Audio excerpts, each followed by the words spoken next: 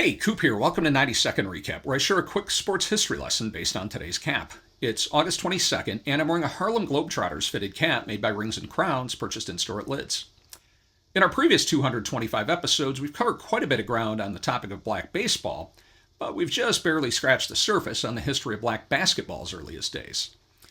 On June 19th, we talked about Edwin Henderson, a Washington, D.C. gym teacher regarded as the grandfather of black basketball, and how the African American community began to embrace the game in the winter of 1904 and 1905.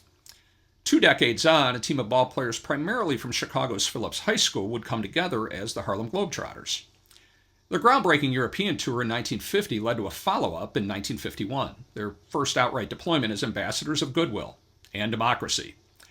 On this date, in 1951, the Globetrotters took on the Boston Whirlwinds in front of a crowd of more than 75,000 at West Berlin's Olympic Stadium. The U.S. State Department organized the game to draw attention away from the World Festival of Youth and Students, which had attracted tens of thousands of Soviet bloc kids to East Berlin. Ostensibly, the contest would demonstrate to Stalin and his commie buddies that, thanks to American democracy, blacks were on a level playing field, or court, with whites. Of course, the irony here is that, like all other blacks, the Globies were subject to the segregation and racism of the Jim Crow era when traveling in huge swaths of the U.S. But hey, never let facts get in the way of a good narrative, right?